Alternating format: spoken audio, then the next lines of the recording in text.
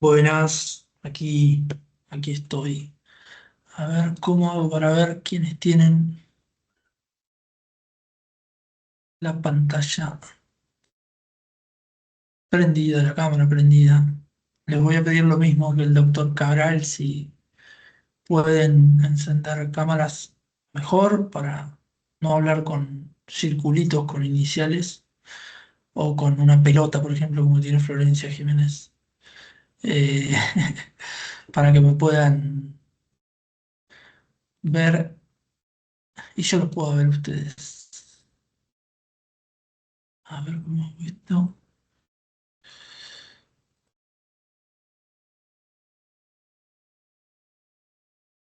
Bueno, voy con galería. No voy a compartir pantalla, así que no hace falta que... ¿Cómo hago para ver, Santiago, solo a quienes tienen la cámara prendida, por ejemplo?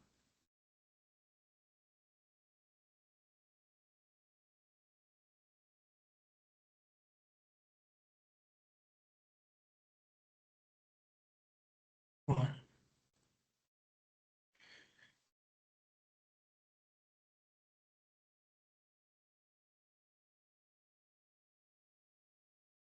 estoy jugando con la tecnología, ya voy. No, tampoco. Bueno, no importa. Aquí estoy. ¿Cómo están? Entiendo que... Voy a subirle el volumen para poder escuchar en caso de que hablen. Entiendo que tuvieron las primeras dos clases con el doctor Cabral. Eh, Yo integro el equipo junto al doctor Ignacio López. Mi nombre es Francisco Zanini, soy abogado egresado de la Universidad de Buenos Aires. También me especializo en Derecho Administrativo. La característica de este equipo es que los tres integrantes somos estudiosos del derecho administrativo y, por tanto, como consecuencia de ello, del derecho constitucional, de la historia constitucional argentina, internacional o aquellas que son o que fueron fuente de nuestra Constitución, con lo cual vamos a tener los tres un perfil bastante parecido en el análisis de la temática. En particular con el doctor Cabral compartimos bueno, varias materias en la Facultad de Derecho de la Universidad Nacional de La Plata, todas ellas vinculadas al derecho administrativo. Voy a silenciar el WhatsApp web porque si no nos va a volver loco. Eh, y actualmente me encuentro trabajando en la Asesoría General de Gobierno de la provincia de Buenos Aires. Mi rol actual transitorio y esporádico es de jefe de gabinete del organismo, actualmente a cargo de Santiago Pérez Teruel, y me toca a mí acompañarlo, por lo cual vamos a tener una visión tal vez un poco diferente de la visión judicial, ¿no? De la visión tal vez del trabajador, del abogado, la abogada judicial. Yo tengo, además de por mi participación en el Poder Ejecutivo, una visión particular respecto a la función jurisdiccional, eh, que comparto obviamente con el doctor Cabral, y que nos hacemos las mismas preguntas, los mismos planteos, o por lo menos parecidos. Con lo cual voy a tratar de seguir el enfoque que él ya un poco inició en las primeras clases. Si no me escuchan, me avisan, hablo bajo porque estoy en un entorno donde si grito me escucha mucha gente, entonces trato de mantener la voz con un nivel equilibrado. Yo soy una especie de spoiler alert de la materia. Eh, mi trabajo es ordenarlo un poco al doctor Cabral en la organización de la materia y adelantarles un poco qué les conviene leer, por dónde les conviene encarar la materia, a qué apuntamos con la materia cuando la diseñamos, eh, y hacia dónde va a ir el examen, ¿no? Para que ustedes puedan orientarse justamente en qué textos leer. Por supuesto que en las cuatro clases que figuran en el módulo, hay que leer todos los textos obligatorios. No voy a decir que no hay que hacerlo, no voy a hacer esa trampa, pero sí, que pongamos especial hincapié, que pongamos especial foco en aquellos textos que yo creo que el estudiante avesado, quien sabe rebuscársela en la trayectoria académica, sabe detectar hacia dónde va el docente y su perspectiva académica, que tiene escrito, ¿no? Que ha trabajado en forma previa y demás. Tal vez está a decir que el doctor Cabral hace especial hincapié en la igualdad estructural frente a la igualdad formal ante la ley. Es algo que viene trabajando mucho, que fue su tesis de maestría. Y que, como bien comentaron en el foro estos días, ha publicado un texto que lo tengo por aquí, que se llama Igualdad Estructural en el Proceso Administrativo, con lo cual con esto ya les spoileo un poco por dónde va la orientación de la materia. Artículo 75, inciso 23, cómo ello juega con lo que él denomina la Constitución liberal, cómo juega esa última reforma de la Constitución en donde se introdujeron tratados internacionales con jerarquía constitucional frente a el núcleo de derechos de la Constitución que conservó su perfil liberal y cuáles son las tensiones que existen en el modelo constitucional a la hora de exigir, garantizar, implementar el resguardo y la protección de los derechos humanos.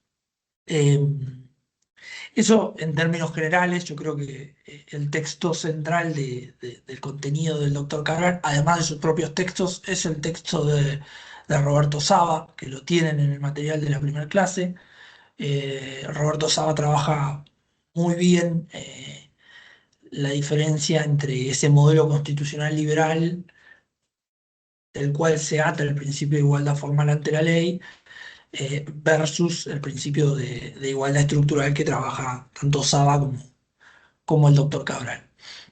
Luego, por supuesto, que esa igualdad estructural o ese perfil de igualdad estructural trasvasa, se traspola en distintas normativas dentro del ámbito de la función jurisdiccional, como puede ser la ley de medidas cautelares, que prevé una especial tutela procesal para los sectores vulnerables en el artículo 2.2 de la ley de medidas cautelares nacional, por ejemplo, que es como un caso simbólico muy importante tal vez el más relevante, de incorporación o positivización de una comprensión diferencial, una tutela particular a sectores vulnerables.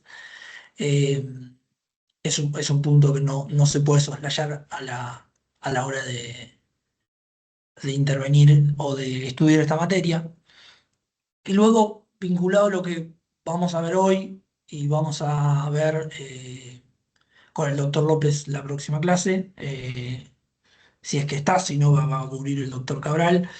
Nosotros vamos a abordar eh, lo que yo denomino la exigibilidad de los derechos económicos, sociales y culturales. Es decir, las tensiones, los conflictos, las contradicciones que existen entre el modelo constitucional liberal, tal vez 1853-60, y la incorporación de estos tratados que incorporan en cabeza del Estado una serie de funciones que ya no van desde una visión abstencionista del Estado, como garante de principios y de derechos tales como el derecho a la propiedad, por ejemplo, sino que van más allá y le ponen en cabeza del Estado una responsabilidad, una obligación de hacer, una obligación de tutela, una obligación de ir en determinado sentido, un programa político de Estado, ¿no? A los que nos interesa el derecho constitucional, entendemos que las constituciones son programas políticos que tienen base ideológica, que tienen un perfil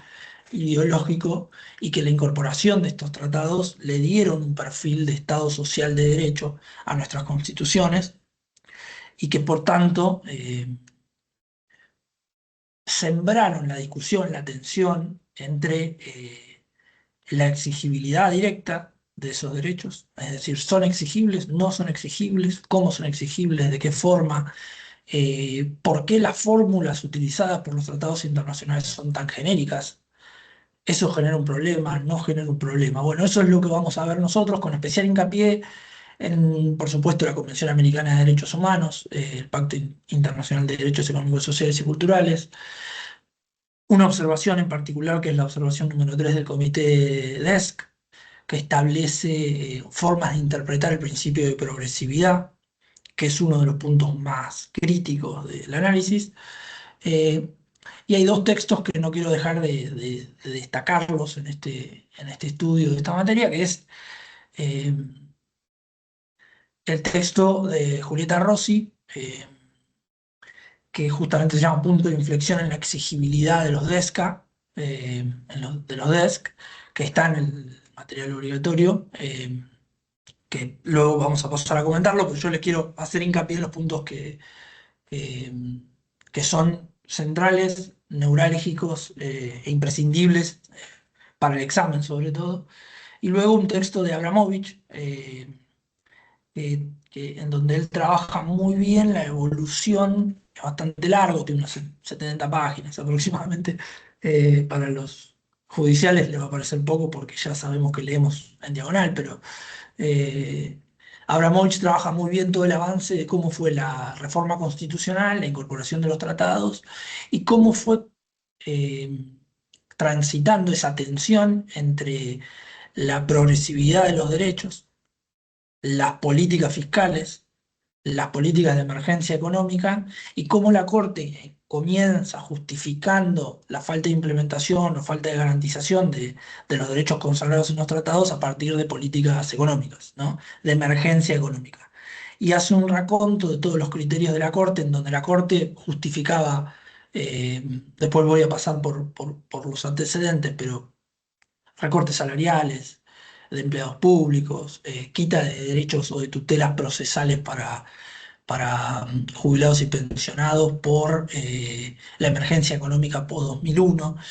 Abramovich trabaja muy bien eso, lo sistematiza muy bien,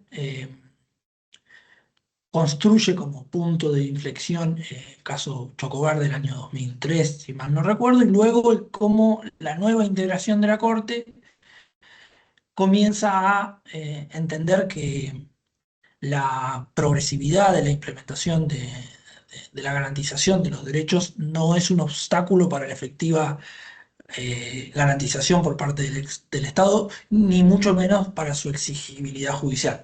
Y ahí Abramovich va haciendo una construcción y va relatando muy bien la tensión existente entre la justiciabilidad de este tipo de derechos y la tensión, conflicto que hay entre los distintos poderes del Estado. ¿Por qué?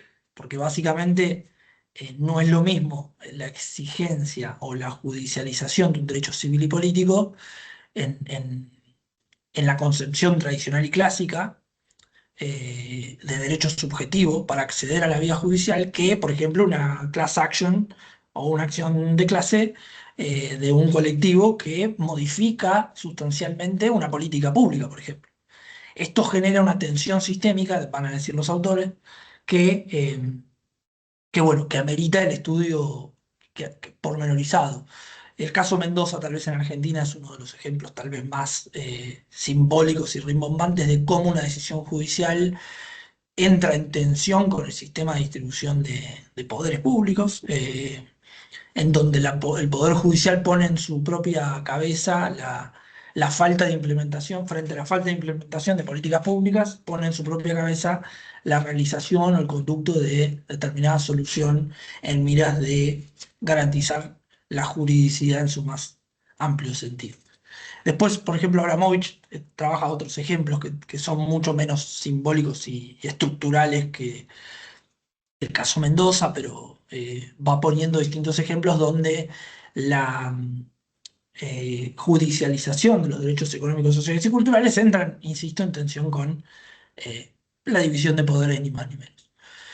Ahí les hice básicamente, que era lo que quería para empezar la clase, un spoiler alert de los textos más importantes que vamos a evaluar, abordar. No quiero dejar de decir que otros textos también lo son y que también son evaluados, pero estos son los más relevantes. ¿Tienen alguna duda o pregunta de la materia o de lo que haya dicho el doctor Cabral o de el Estado de Derecho o lo que se les ocurra?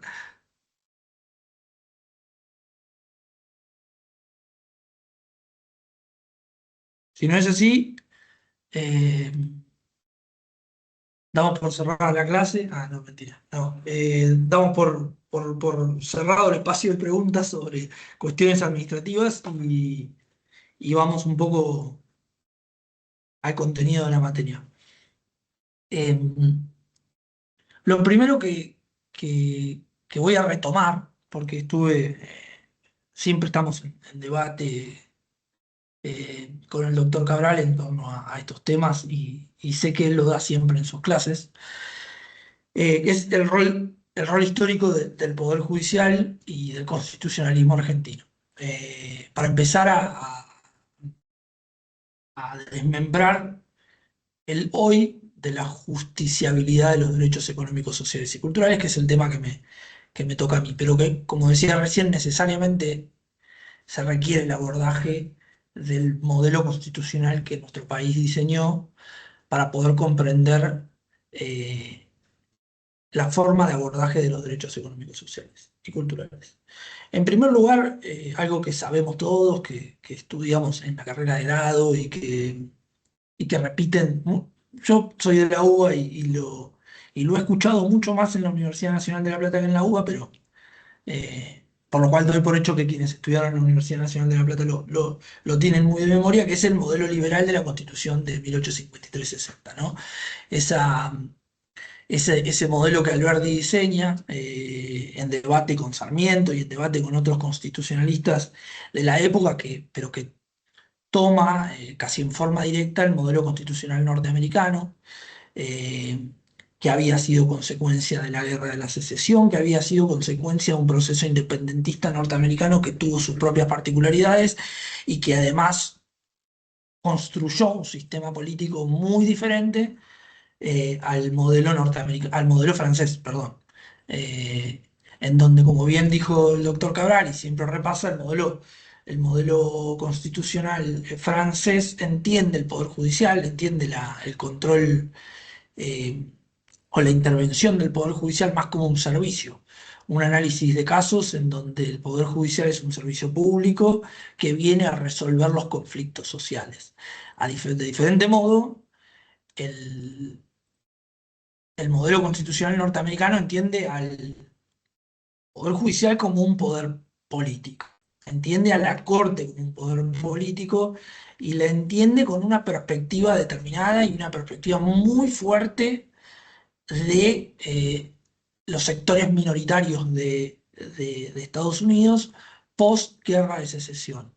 Hay un pequeño libro, nosotros les compartimos en el material complementario este librito de Roberto Gargarella, no sé si se va a ver bien, pero no importa. Eh, Gargarella escribe La justicia frente al gobierno, es un texto muy enriquecedor, lo recomiendo para quien interese la historia constitucional norteamericana y argentina, porque ahí Gargarella lo que hace, que es lo que me interesa traer, es la construcción del perfil ideológico del control judicial eh, del modelo norteamericano, que es el modelo que copiamos nosotros. Gargarella va a decir básicamente, y esto está tomado de otro texto que si les interesa el derecho constitucional, yo siempre lo tengo en la oficina y en todos lados, que es El Federalista, lo tengo de bolsillo, recomiendo mejores ediciones, porque esta no es una buena edición.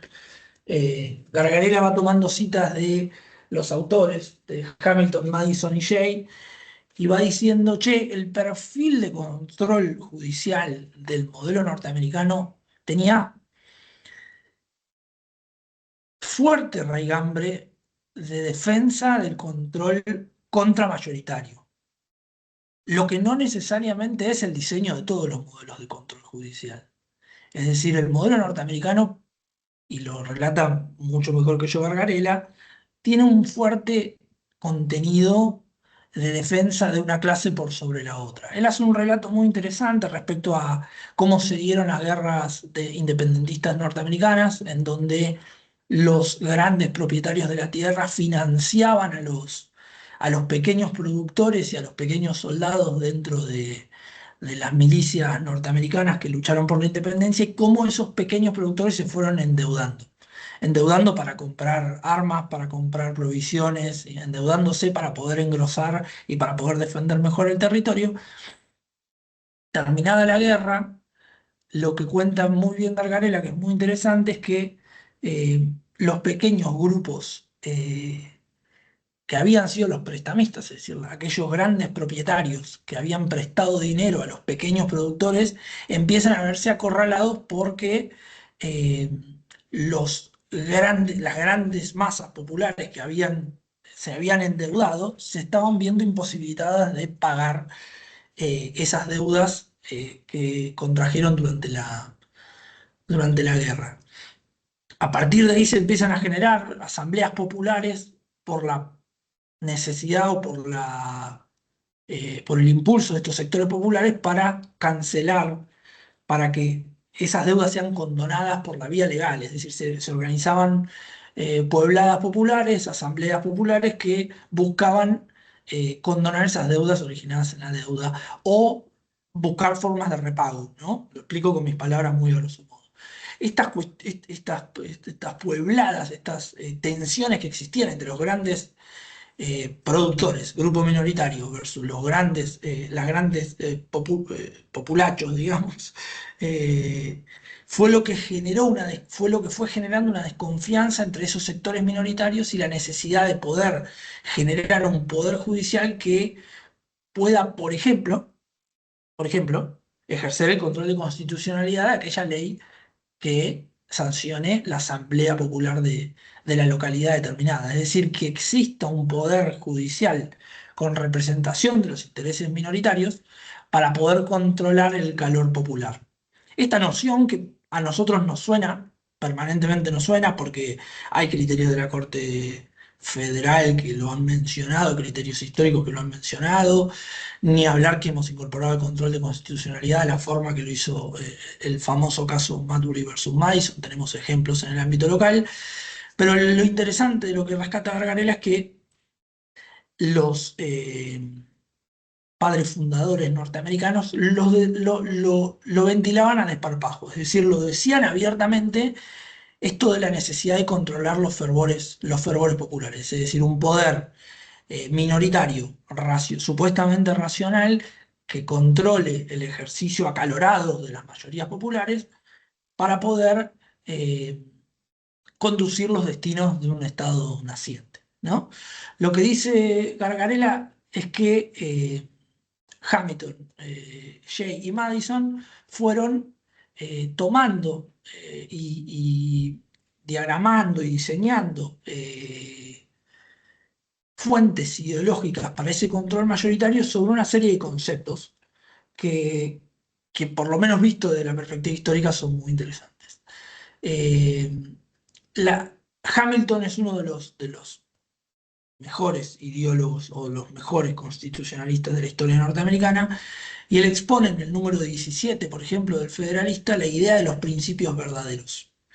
Esta idea de los principios verdaderos, que a mí me suena de algunos espacios políticos actuales o de corrientes filosóficas, como bien mencionó el doctor Cabral, del naturalismo. eh, la idea de los principios verdaderos es que un sector de la sociedad que tenía determinado estándar, que tenía determinado progreso económico, que tenía determinada situación, podía observar realidades estructurales del sistema que las grandes mayorías no podían observar, ¿no? Esta idea Hamilton la trae del contractualismo francés, de Locke, eh, pero que hay ciertas verdades, básicamente que hay ciertas verdades, ciertos principios que se apoyan en razonamientos que las grandes mayorías en los calores populares no pueden llamarse a sí mismos a la reflexión y por tanto deben ser controladas por esta minoría ilustrada, ¿no? El segundo punto que destaca Gargarella, que a mí me parece muy interesante analizado, insisto, en perspectiva histórica, es la idea de que las mayorías actúan indefectiblemente y racionalmente, vinculado no a los principios verdaderos. Es decir, siempre que exista una mayoría, una asamblea, una reunión masiva, un parlamento, etcétera, actuarán irracionalmente.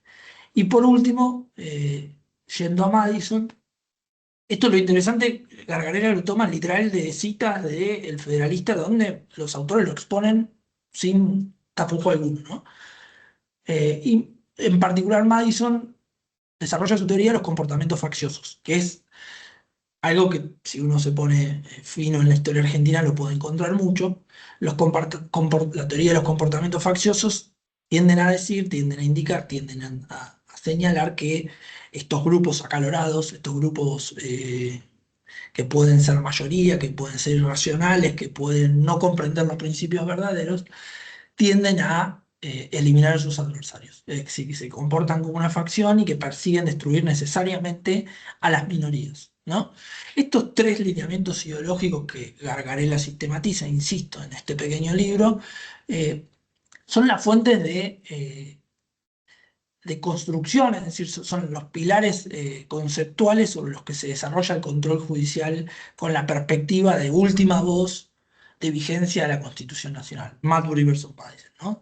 Tiene que existir un poder por encima, tiene que haber un poder que diga la Constitución, tiene que haber un poder que pueda retomar aquello que el constituyente quiso decir, ¿no? Y no aquello que el legislador dice en estas discusiones acaloradas, en estas discusiones de contexto. Es necesario que exista un poder judicial contramayoritario que controle a las mayorías populares. Este es el perfil de poder judicial diseñado en nuestro modelo constitucional desde esta perspectiva. Y en esto quiero ser intelectualmente transparente. Existen otros autores que sostienen eh, que esto no es así, que que básicamente, digo, porque esto se discute hasta el día de hoy, ¿no? Por ejemplo, el doctor Soria discute el control de constitucionalidad de oficio, tiene varios votos en disidencia muy interesantes en algunas causas recientes, que también traen tensiones sobre hasta dónde puede intervenir el Poder Judicial en su control de constitucionalidad, por ejemplo. Son tensiones que siguen hasta hoy, eso es lo que quiero decir.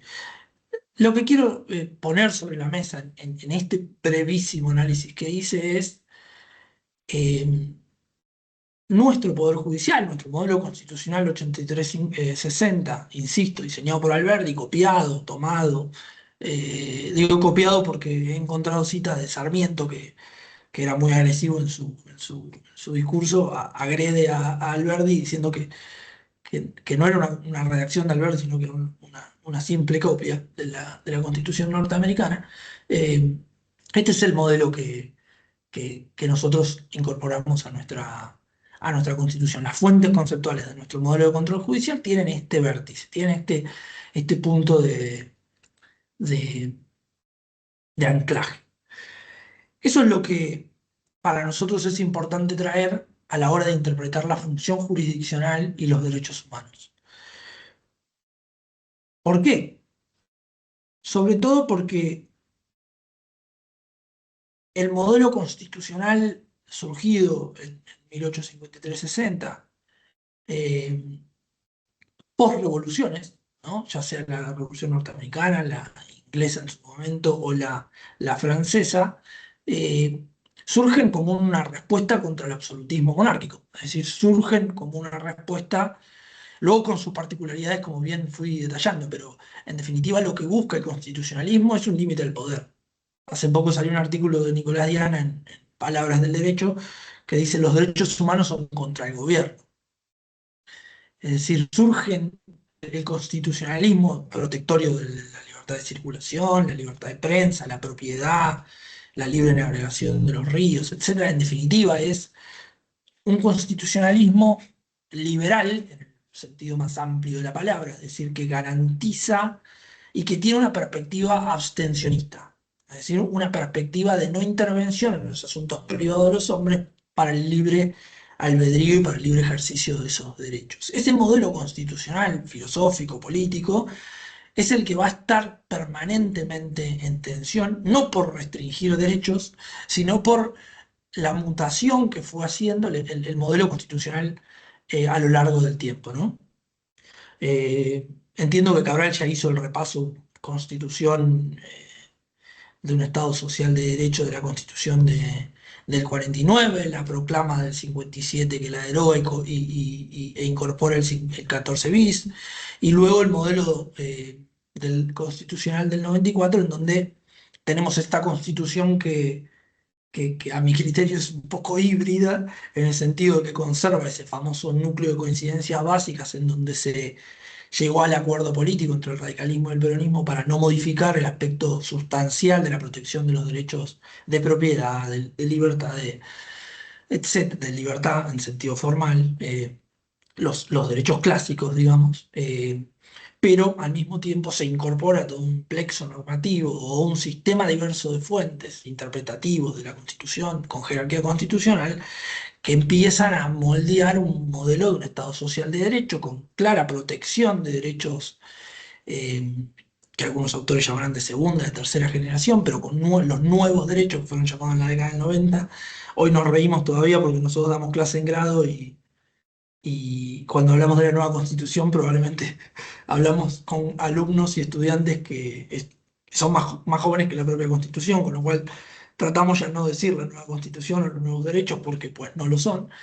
Pero bueno, esto fue poniendo en tensión el sistema y en particular el sistema de control judicial, porque para empezar el modelo de redacción, la forma de redacción de las convenciones trajeron un problema interpretativo a los jueces. Son de aplicación progresiva, no son, son exigibles, no son exigibles, es hasta el límite de los recursos. Alcanza con una justificación del Estado solo decir que no cuenta con recursos por una emergencia económica para no estar garantizando esos derechos. Todo eso fue poniendo en tensión el modelo de revisión judicial, el modelo de control judicial de la actividad de la administración o de la actividad legislativa, eh, y trajo severas discusiones entre los artistas. El modelo clásico de discusión actual, que se presenta permanentemente a la hora de estudiar los derechos económicos, sociales y culturales, que es el punto al que quiero llegar, es la tensión que existe entre el garantismo y el activismo judicial. Aquí hay un texto de Dukelsky, Diego, que está colgado en el portal, que es muy interesante. Eh, Se los recomiendo por si es que si es que les interesa. Él pone el modelo de garantismo frente de la falsa dicotomía entre el garantismo y el activismo judicial. Él toma el garantismo como el modelo de Luigi Ferraioli, que es el padre del garantismo a nivel internacional, tanto en materia penal como en materia constitucional, anda pregonando por una constitución universal. eh, pero Luigi Ferraioli advierte la posibilidad, la posible tensión que existe entre este control judicial eh, que se extralimite de las funciones propias del Poder Judicial y se inmiscuya en los asuntos del Poder Legislativo o del Poder Ejecutivo, ¿no? Que tensione con los otros dos poderes del Estado. Esto lo plantea Ferraioli con cierta advertencia. Dice eh, que básicamente el garantismo como modelo filosófico debe tener esta advertencia, esta sí, este cuidado, sabiendo los orígenes de conformación de nuestro Poder Judicial. Lo que va a decir un poco es, no retoma Gargarela porque no sé si lo ha leído, pero lo que dice, si nosotros tenemos un Poder Judicial contramayoritario que busca siempre, siempre no, en alguna medida, tiene los pilares fundamentales filosóficos de este modelo constitucional norteamericano, con protección de una minoría por sobre las mayorías, etcétera, etcétera, vamos a tener una tendencia a un Poder Judicial que no necesariamente pretenda garantizar los derechos de las mayorías o pretenda garantizar los derechos consagrados constitucionalmente, eh, con lo cual no es necesariamente el Poder Judicial el que debe transitar ese camino, ¿no? Dukelsky le discute, sin que Ferraioli lo sepa, pero lo discute en un texto, Dukelsky, que es un defensor del activismo judicial, que el activismo judicial, en palabras muy sencillas, es justamente buscar los métodos interpretativos necesarios desde una visión pro homine, desde una visión pro persona, desde una visión donde el ser humano siempre sea el pilar interpretativo de las cuestiones, siempre en favor del ser humano. Eh, y le dice, ojo, lo que dice Tucholsky es, ojo que si la función del juez es desde esta óptica, será una de las mejores herramientas que tenga el ciudadano a través de la tutela procesal que corresponda para la persecución de la concreción de este tipo de derechos.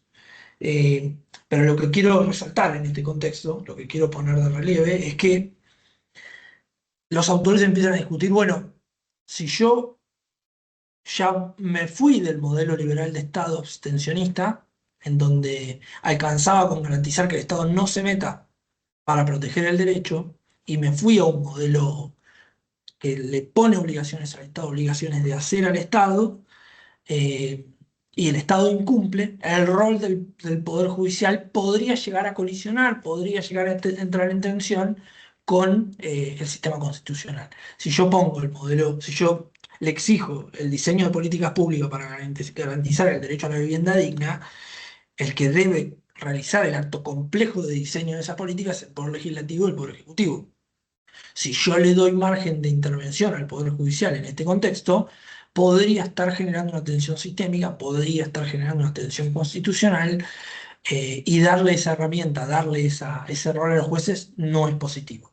Esto es lo que empiezan a advertir muchos autores que tienen una perspectiva crítica, ¿no? del funcionamiento del Poder Judicial. Uno de los mayores exponentes tiene un artículo muy bueno que no está compartido, si lo podemos subir, que es Abrita, que fue secretario de la Corte Suprema de Justicia Federal, mucho tiempo, que tiene un texto muy interesante donde hace un barrido histórico de cómo el Poder Judicial federal, en este caso la Corte, ha ido ampliando sus competencias a fuerza de pronunciamientos judiciales, ¿no? Cómo a partir del control de constitucionalidad, empezando por la autoasignación del control de constitucionalidad como función excluyente, hasta yendo al control de constitucionalidad de oficio sin petición de parte, hasta etcétera, etcétera, ¿no? Cómo fue ampliando sus propias potestades, bueno, la reglamentación, si se quiere, de la acción colectiva, eh, cómo fue ampliando, si se quiere de alguna forma, su propia intervención en los asuntos públicos, de forma tal que ha engrosado su poder como poder político. Y esto de alguna forma coloca al poder menos democrático del sistema republicano en el lugar de mayor privilegio, en el lugar de mayor poder, ¿no? Esto dice, comparto parcialmente las palabras, eh, y bueno, dice Brita que en un texto muy interesante que si les interesa se los comparto. Yo ando acá con otro libro que tiene una perspectiva muy parecida, parezco un bibliotecario, que es un constitucionalista norteamericano de la Universidad de Nueva York, que para mí es uno de los pilares del constitucionalismo crítico, digamos, se llama Contra el gobierno de los jueces, ventajas y desventajas de tomar decisiones por mayoría en el Congreso y en los tribunales. Muy interesante, un análisis muy sencillo que hace, que dice, en definitiva, lo que el Poder Judicial no podría ser nunca contramayoritario porque su razonamiento, el éxito de su razonamiento se termina definiendo por mayoría, porque la Corte vota 3 contra 2, ¿no? Digo, el aborto es constitucional o no es constitucional por simple mayoría. Eso dice el autor, siempre me pareció un razonamiento bastante sencillo y muy ejemplificador eh, de una crítica al modelo constitucional y judicial del control contramayoritario. Volviendo a las tensiones y debates del hoy, este autor es actual, está vivo, Jeremy Waldron, está vivo y hace el análisis hace un análisis muy puntilloso el concepto de constitucionalismo como límite al poder absolutista, cómo esa figura ya quedó desvirtuada, eliminada con el paso del tiempo y con la incorporación de nuevos derechos y de nuevas obligaciones y de nuevas funciones del Estado, y de cómo esta visión liberal clásica de la necesidad de contener al leviatán, eh, él lo dice muy concretamente, termina por diseñar estados que cumplen con los objetivos del Fondo Monetario y del Banco Mundial, que digo, más allá de lo que piense yo, buscan, digamos, diseñan estados fiscalistas, abstencionistas, en donde sea prioridad la macroeconomía por sobre la eh, función de garantización de derechos fundamentales, o que de mínima los razonamientos fiscalistas sirvan de justificación para la imposibilidad de cumplir o de garantizar derechos en forma directa. Esto es una discusión que, más allá de lo que piense yo, sucede a nivel Corte Federal y sucede a nivel de garantización de derechos humanos y de derechos económicos, sociales y culturales, sobre todo. Me fui por las ramas, pero volviendo a Dukensky y a la tensión entre garantismo y activismo judicial, lo que plantean estos autores es, ojo que puede haber, ojo que puede existir, ojo que hay que poner una advertencia en hasta dónde puede revisar el Poder Judicial, hasta dónde puede intervenir, puede diseñar una política pública, puede hacer un control de una política pública, puede extender la prestación de una política pública más allá de las previsiones legislativas, por ejemplo, puede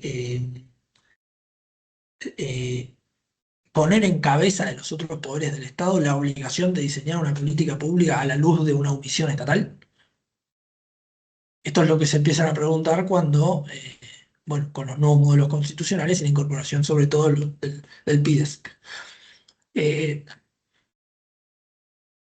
Después hay dos textos que dialogan entre sí. Yo voy a hacer un repaso del contenido de la materia para no irme por las ramas, porque si no me voy por otros autores que después nos tienen que leer y me van a odiar.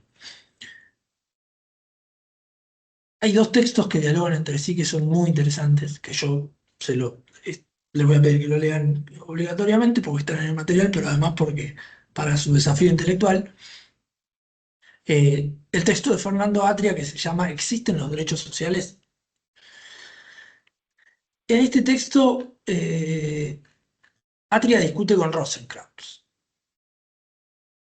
La discusión, y acá entrando por ahí más al punto en concreto de- de la materia, eh, de la materia no, de la clase,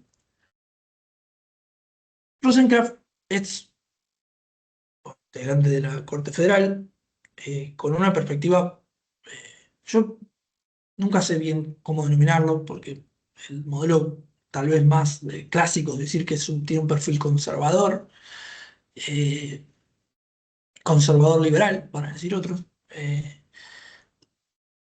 Nótese, pero hago un pequeño asterisco, nótese que tanto el doctor Cabral como yo, o probablemente el doctor López en la próxima clase, eh, necesariamente cuando hablamos de derechos económicos, sociales y culturales, o cuando hablamos de derechos humanos, tenemos que hablar de un perfil ideológico del modelo constitucional, un perfil de diseño político del Estado, porque claramente tiene un contenido político el derecho del que estamos hablando.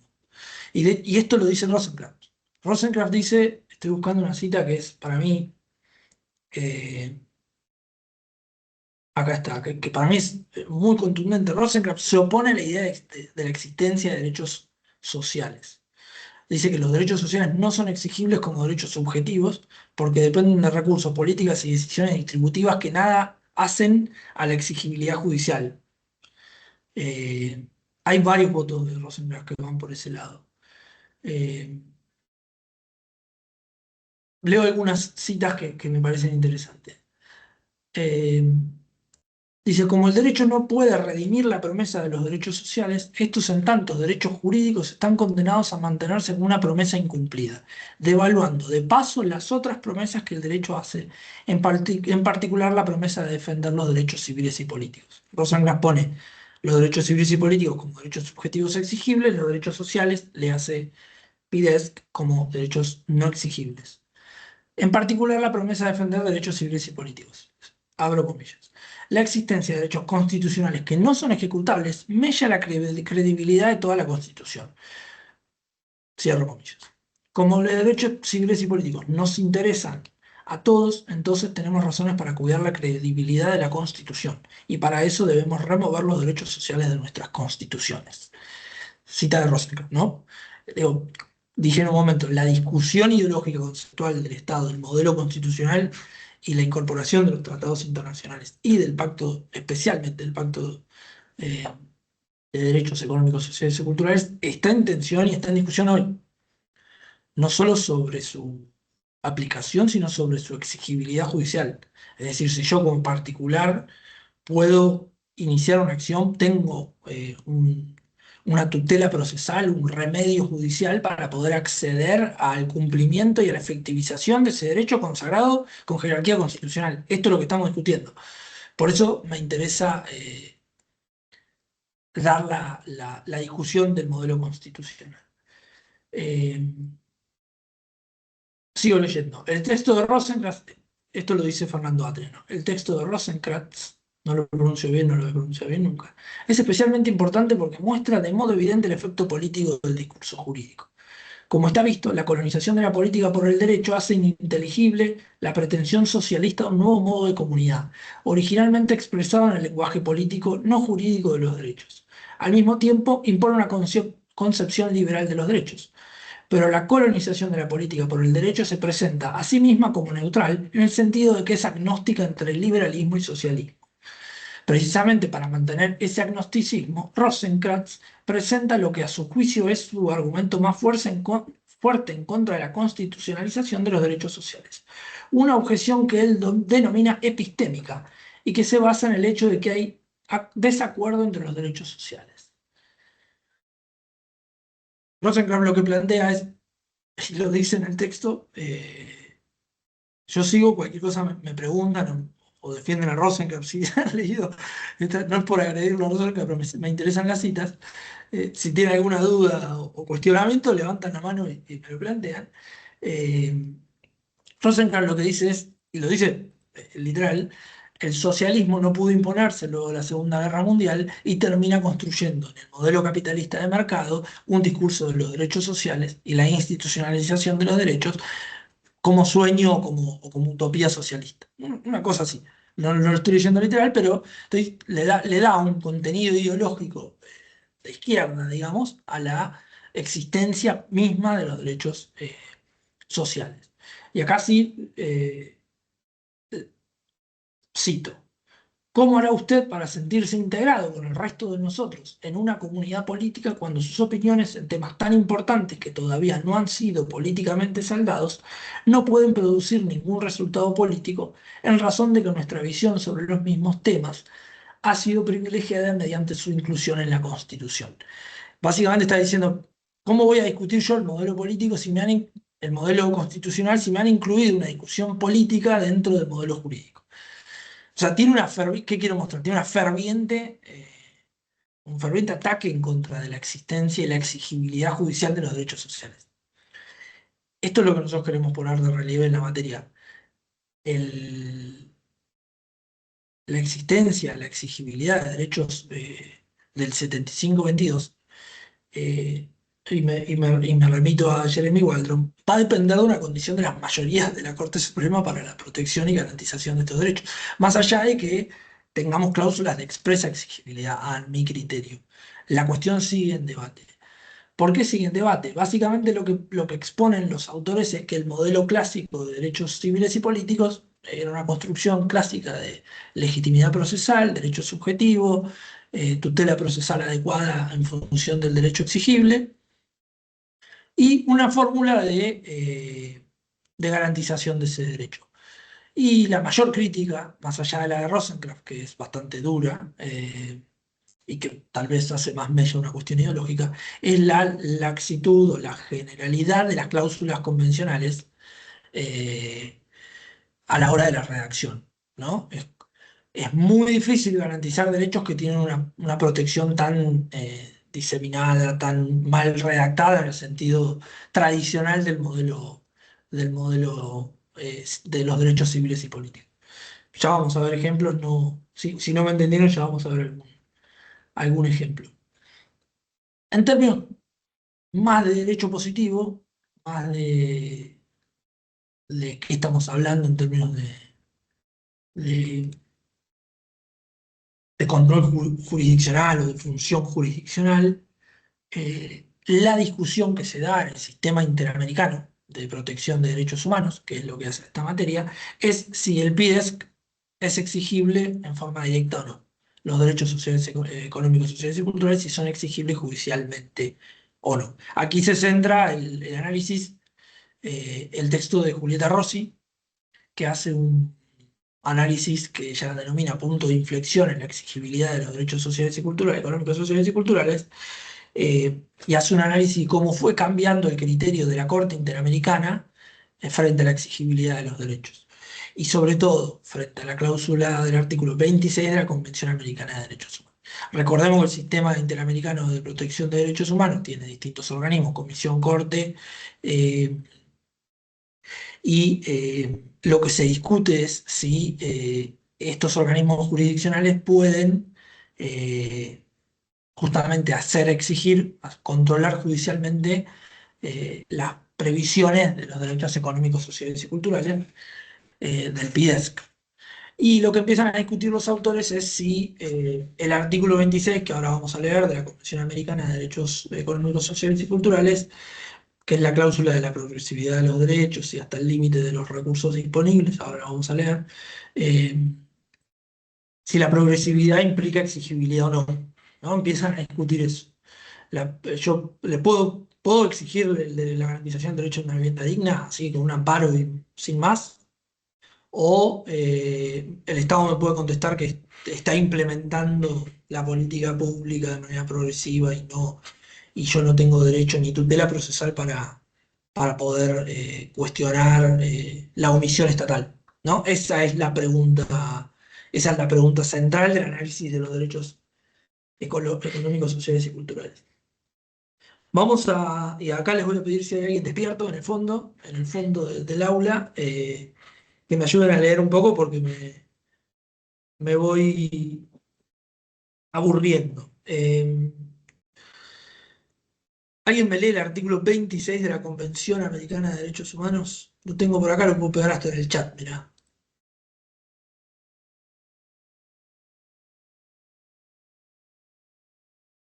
Francisco, Sí, no, una cosita, no iba a leer ese material, sino te quería hacer un comentario respecto a lo de Rosenkrantz.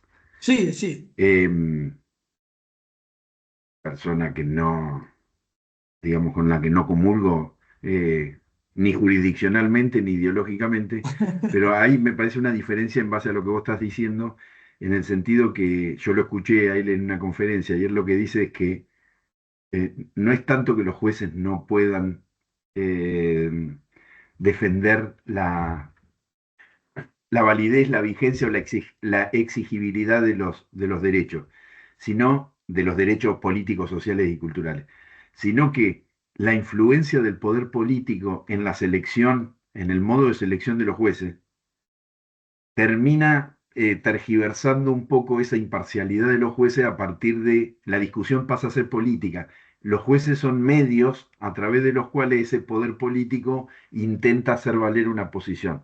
Por lo cual ni estoy tomando una posición al respecto. Digo que es un poco más amplia su postura.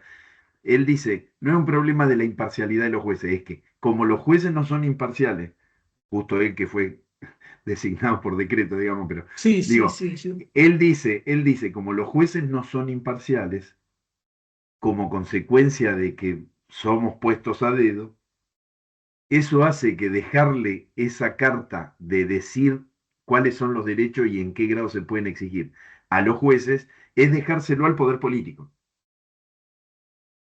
Sí, No sé si tiene que ver. comprendo. Me parece que hay una Hay, diferencia con la mera eh, imparcialidad de los jueces. No es que él cuestiona a la magistratura porque sí, sino que él dice, la magistratura es un medio a través del cual ese poder político, él dice, entre comillas, digo, de izquierda, está, no sé cómo decirte, convalidando, digamos, una posición ideológica. Usan a los jueces como medio para decir, como emisarios para decir lo que quieren decir. sí, sí, es una leve disquisición, pero terminamos confirmando lo mismo. En definitiva, lo que él está planteando es la incorporación de estos derechos, son funcionales a un programa político. Está diciendo eso, ¿no? Es como si yo quiero hacer una política fiscalista, neoliberal, de un Estado abstencionista, voy a tener jueces que me lo imposibiliten. Eso me está diciendo, porque no son parciales, porque no son imparciales.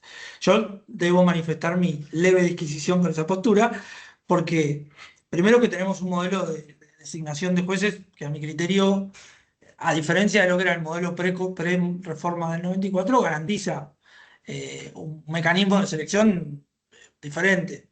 algunos pensaban mejor, pero de alguna forma más lejana a la decisión política, ¿no? Porque hay un proceso de selección, porque tenemos exámenes, etcétera, etcétera. Antes era por simple envío del Poder Ejecutivo. Eh, bueno, nada, igual no es mi intención entrar en discusión, muy bueno el aporte, porque es cierto que es una leve disquisición. El texto que escribe Fernando Atria, que es un chileno que estudia también en Estados Unidos y discute el modelo chileno, poco tiene Estado social de derecho en el modelo más parecido al modelo argentino, digamos, nada, diría. Fernando Atria tampoco es un defensor a mansalva de la incorporación de estos modelos sociales, y aún así entra en tensión con Rosen. Yo creo que en definitiva está diciendo lo mismo. Estamos diciendo lo mismo. La sola existencia de estos derechos abre la puerta a que un modelo político no pueda gobernar. Veo que está diciendo eso. Y me sirve de ejemplo porque en definitiva es la misma tensión, y acá me permito ser agnóstico y neutral. Lo que estamos poniendo de relieve es que existe una tensión entre el Poder Judicial, o podría existir una tensión entre la intervención del Poder Judicial y una decisión política, y una decisión del Estado administrador o del Estado legislador, ¿no? ¿Qué es lo que quiero poner de relieve? Existe, porque esta ampliación de derechos claramente da un margen de discrecionalidad a los jueces que ponen en tensión este modelo clásico. Rosencrantz lo ve de una óptica, yo lo veo de otra, pero estamos hablando más o menos de lo mismo, y nosotros lo queremos. La intención, como el curso es corto, la idea es poner de relieve todas estas cuestiones y no andar, porque podríamos estar repasando horas y horas criterios de la Corte Interamericana de Derechos Humanos, que ahora vamos a ver un poquito, pero la idea es poner estos debates en tensión. Gracias, Mariano. ¿Alguien me puede leer el artículo 26 que acabo de copiar aquí en el chat? Yo lo puedo leer, sí. Por favor, muchas gracias. No sé quién es. Dice, desarrollo progresivo. Los estados partes se comprometen a adoptar, me voy a poner los anteojos, se comprometen a adoptar providencias tanto a nivel interno como mediante la cooperación internacional, especialmente económica y técnica, para lograr progresivamente la plena efectividad de los derechos que se derivan de las normas económicas, sociales y sobre educación, ciencia y cultura contenidas en la Carta de la Organización de los Estados Americanos, reformada por el Protocolo de Buenos Aires en la medida de los recursos disponibles por vía legislativa u otros medios apropiados. Perfecto. ¿O no? Esto está en el título de la Convención, capítulo Dice, 3, sí. Derechos Económicos, Sociales y Culturales, artículo 26, Desarrollo Progresivo. Esto lo que trajo a discusión, y hay criterios jurisprudenciales que así lo sintió durante mucho tiempo, es que no eran exigibles en forma directa. Es decir, que la adopción de providencias, tanto especialmente económica y técnica, para lograr progresivamente la plena efectivización de los derechos de la norma, en la medida de los recursos disponibles, permitían a los estados decir, no, bueno, mira, si yo lo estoy garantizando.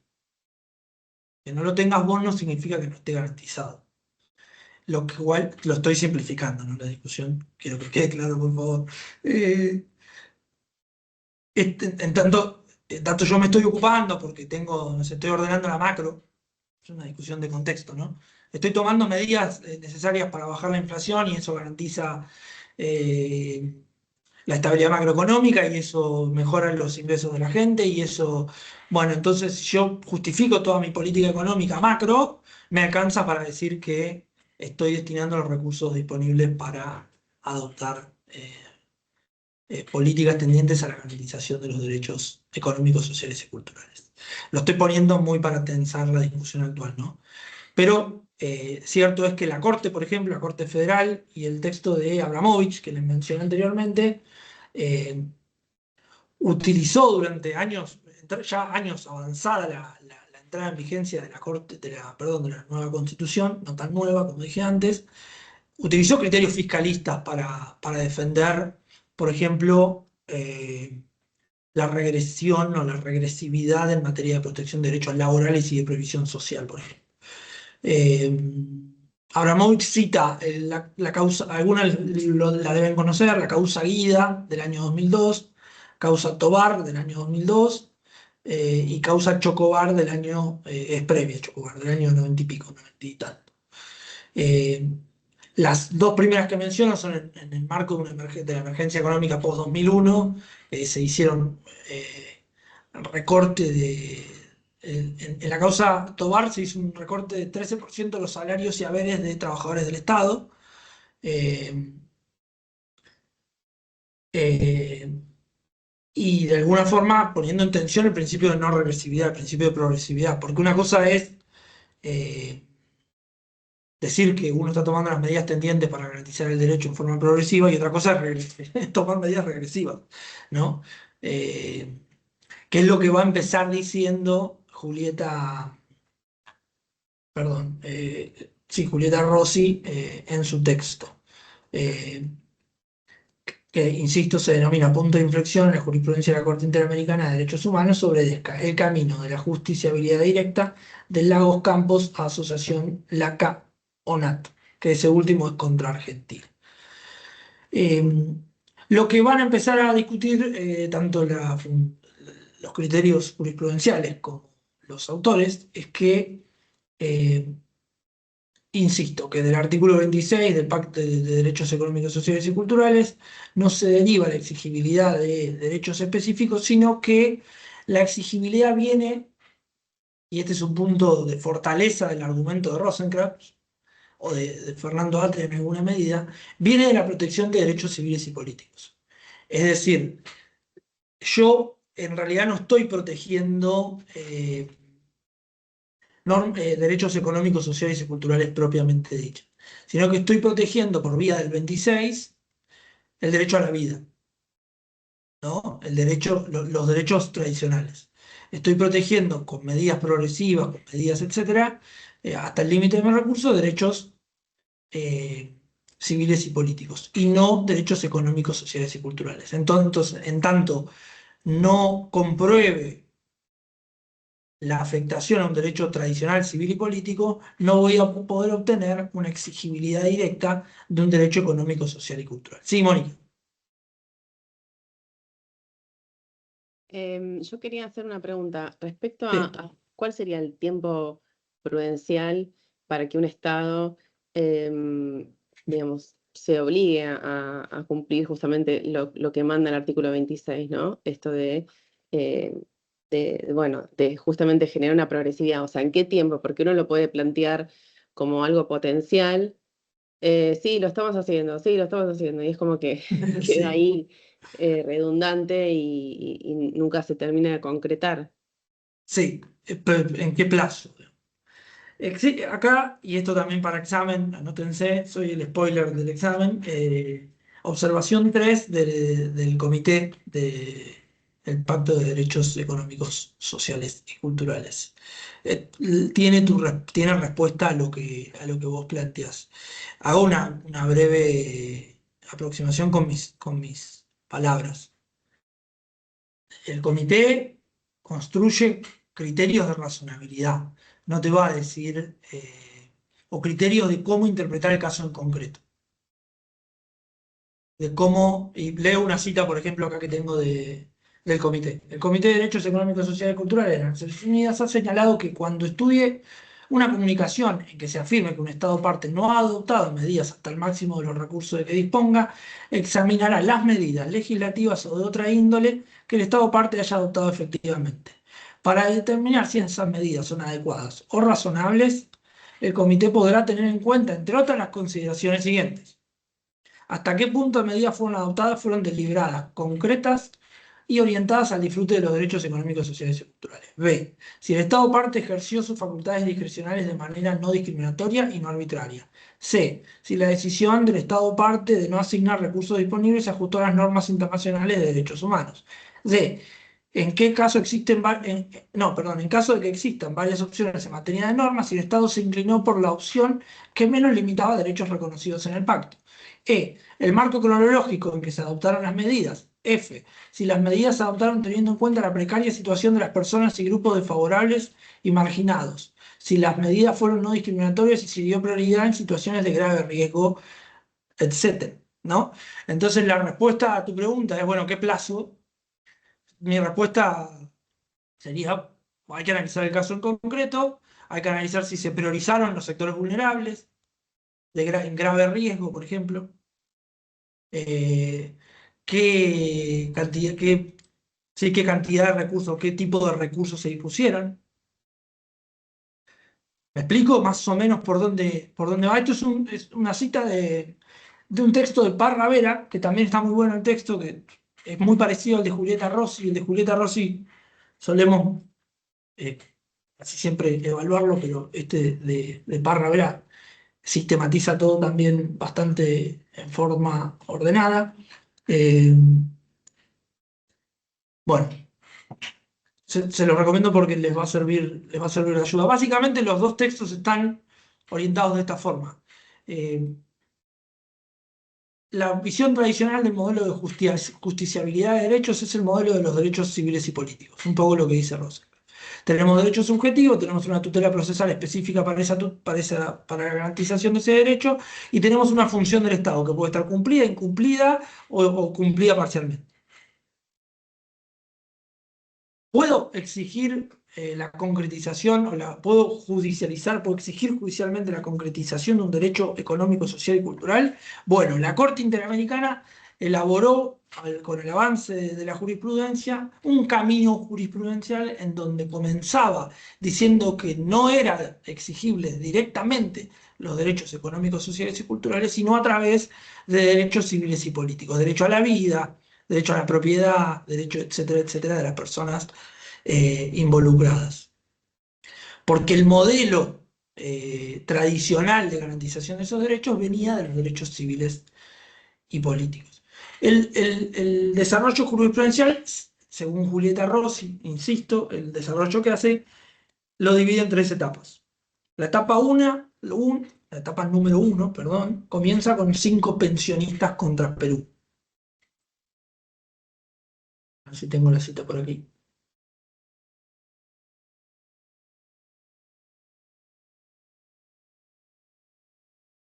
Ya voy.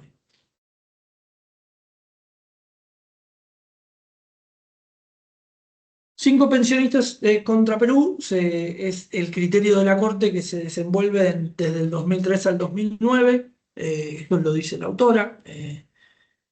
En 5 pensionistas, Perú había adoptado medidas de carácter regresivo en relación al derecho a la seguridad social, así como la violación del derecho a la propiedad y la tutela judicial efectiva. En tanto, el Estado había modificado arbitrariamente el monto de las pensiones de las víctimas y luego no dio cumplimiento al pago ordenados en las sentencias judiciales de las acciones de garantía impuestas por aquella. La Corte Interamericana incluyó el reclamo específico en base al artículo 26. La Corte analizó el caso a partir de los derechos a la propiedad y a la protección judicial y abordó la alegación respecto a la violación del artículo 26 sobre la obligación de progresividad y no regresividad. Dice, en una hermenéutica muy cuestionada, determinó que el deber de desarrollo progresivo y no regresivo solo podía medirse con relación a la totalidad de la población, y no solo respecto de un grupo de personas que consideró no representativas de la situación general. La mayoría de la Corte sostuvo allí que la progresividad se debe de medir en función de la creciente cobertura de los derechos económicos, sociales y culturales en general y del derecho a la seguridad social y a la pensión en particular sobre el conjunto de la población, y no en función de las circunstancias de un muy limitado grupo de pensionistas, no necesariamente representativas de la situación general. ¿Qué les quiero mostrar con esta?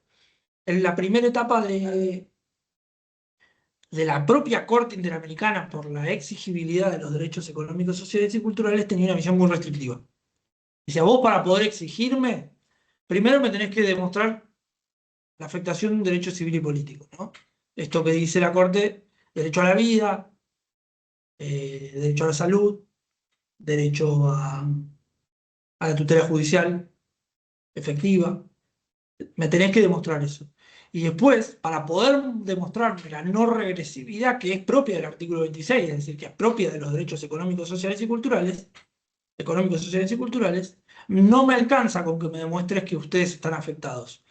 Me tenés que demostrar la macro, digamos. Me tenés que demostrar que el conjunto de la población se encuentra en medidas regresivas y o no progresivas. Es decir, el primer criterio, 2003-2009, un criterio muy restrictivo de la Corte Interamericana respecto de la exigibilidad de los derechos económicos, sociales y culturales. La segunda etapa, que acá disienten, que hoy leyendo a la mañana, repasando un poco para la clase, disienten Perra Vera de Rossi, pero no importa.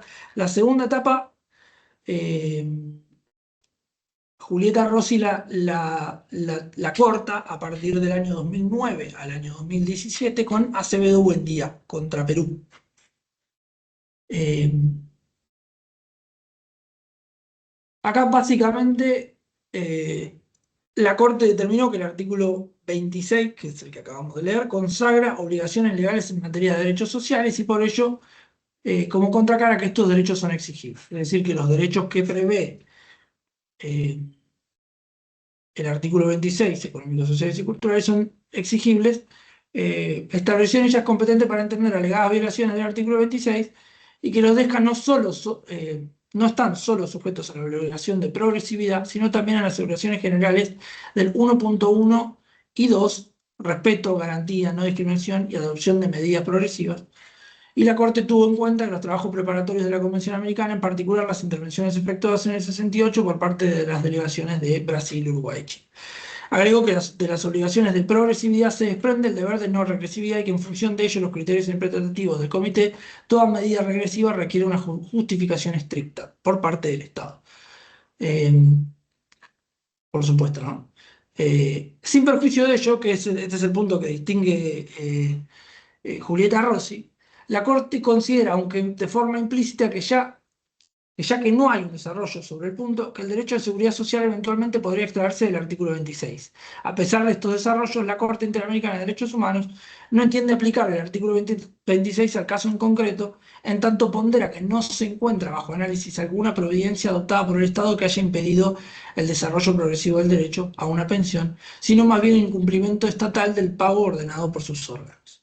Estima afectados los derechos protegidos en el artículo 25, protección judicial, y 21, derecho a la propiedad de la Convención Americana de Derechos Humanos, y no encuentra motivo para declarar adicionalmente el incumplimiento del artículo 26. Acá va de nuevo la autora desagregando a ver si la Corte reconoce que el artículo 26 es exigible en forma directa o no es exigible.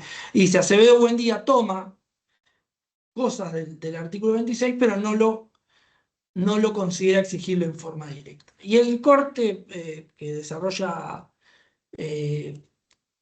del paso de la no judiciabilidad de los DESCA a la justiciabilidad de los DESCA se da a partir del año 2017, en lo que ella denomina que el caso es Lagos Campos contra Perú, que es un caso de derechos laborales.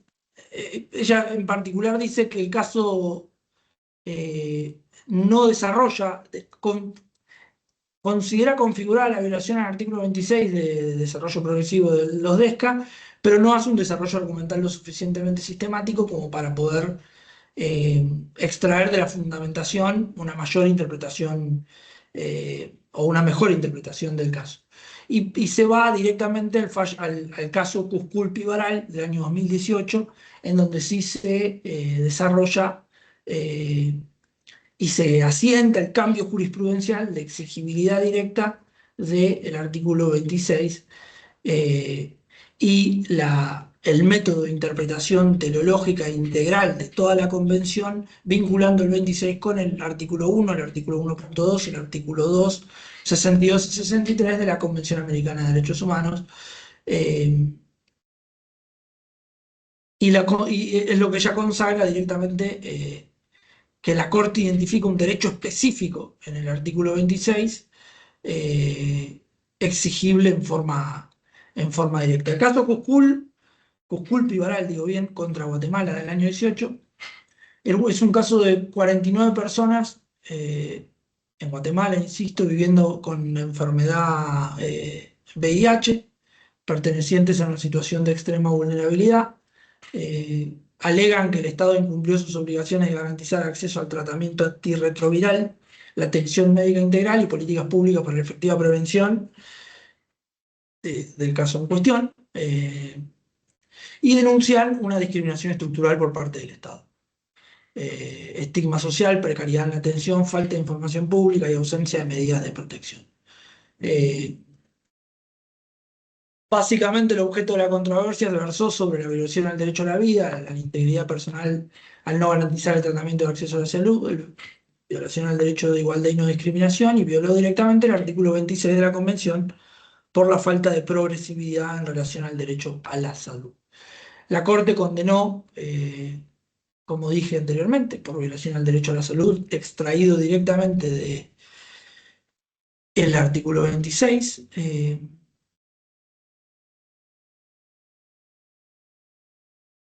Del artículo 26, violación al derecho a la vida, y básicamente lo que dice la Corte es que el artículo 26 no es meramente programático, sino que consagra derechos exigibles, entre ellos el derecho a la salud, por los estándares del Protocolo de San Salvador y de órganos de las Naciones Unidas como el Comité de PIDESC, para precisar el contenido mínimo de acceso al derecho.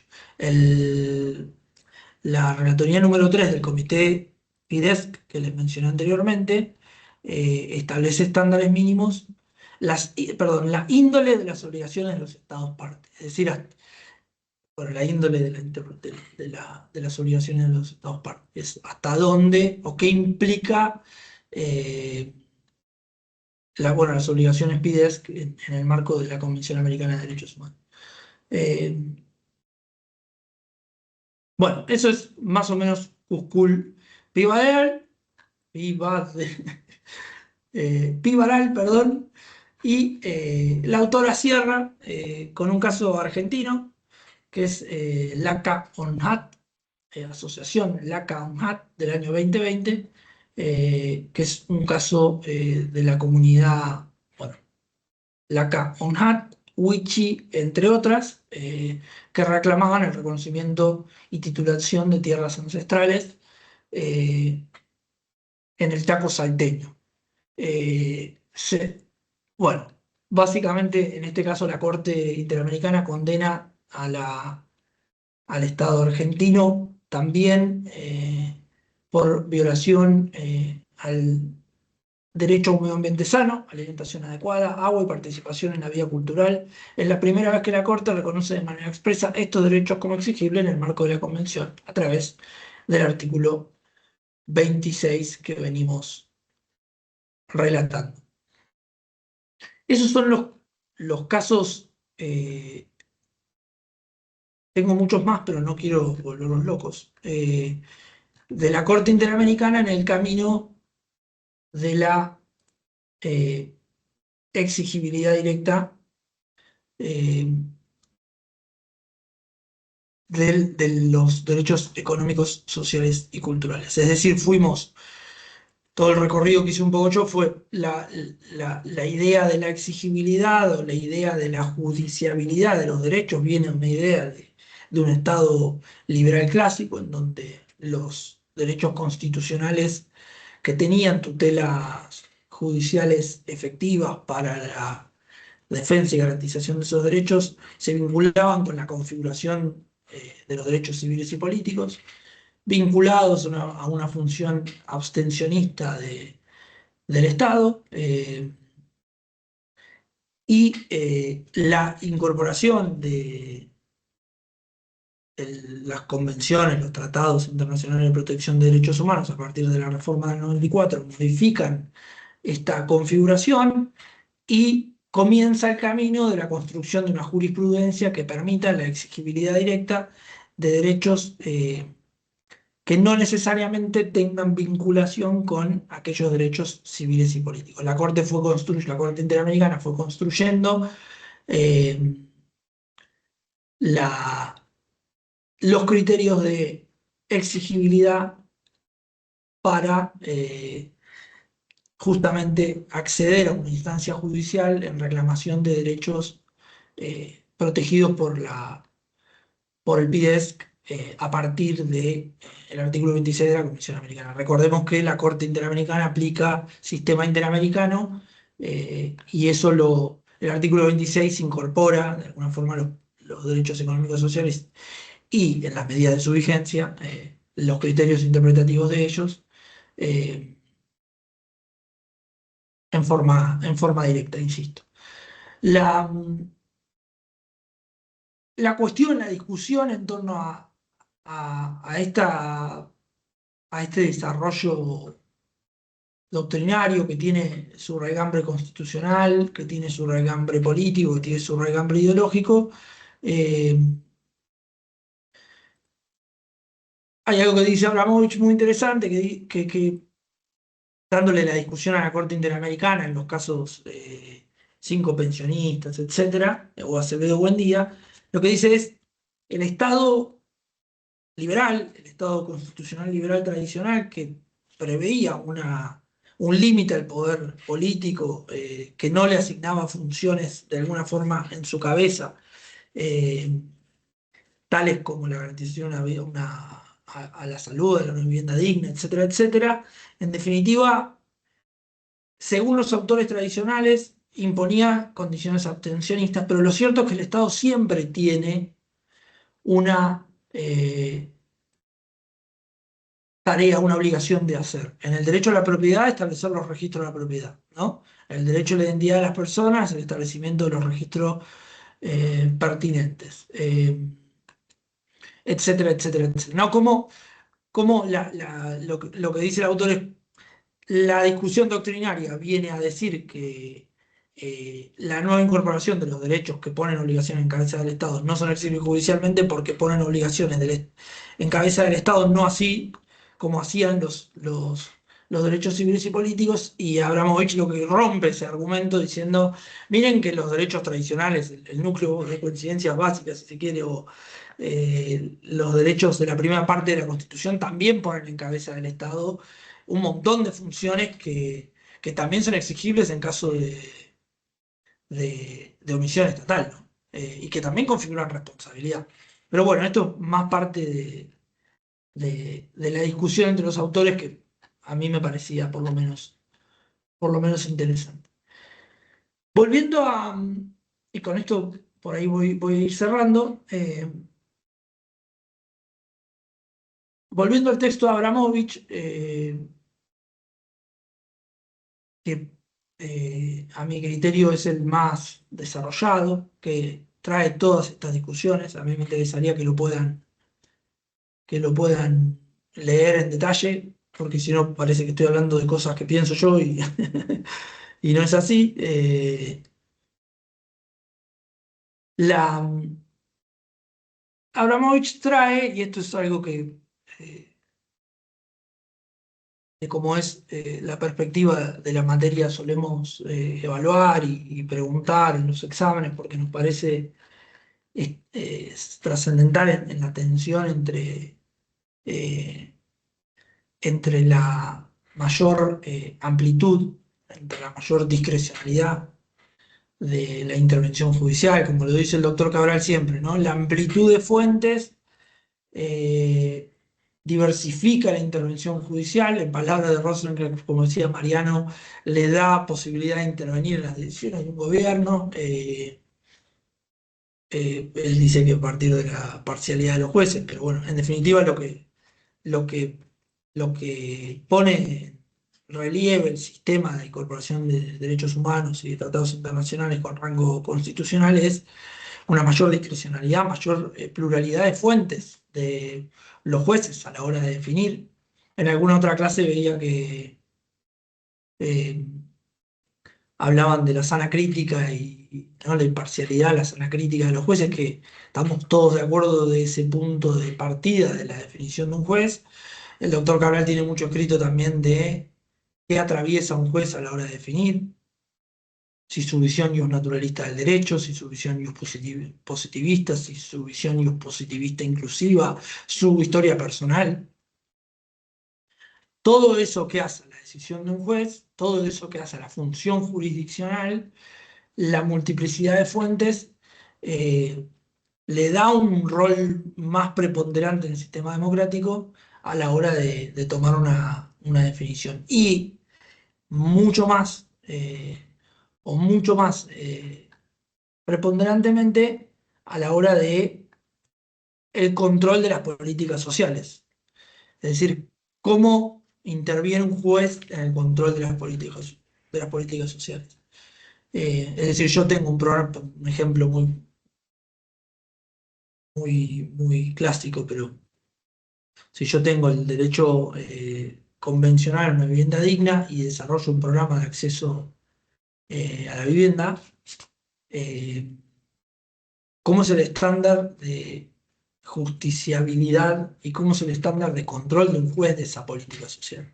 ¿No? ¿Puedo suspender erga omnes un programa por contradecir la convención? ¿Puedo dictar una medida cautelar que, bueno, suspenda los efectos para un colectivo determinado? ¿Puedo imponerle una política social al Poder Ejecutivo, al Poder Legislativo, para un grupo determinado que me interpuso una acción de clase o una acción colectiva? ¿Podría? Es una pregunta.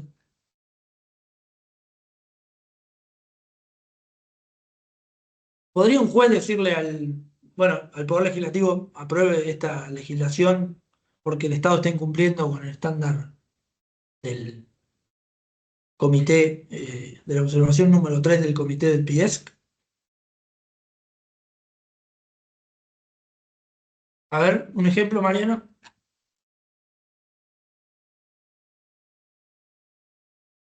Por ejemplo, en el marco de una acción preventiva, desde el punto de vista del derecho preventivo, se podrían adoptar recomendaciones.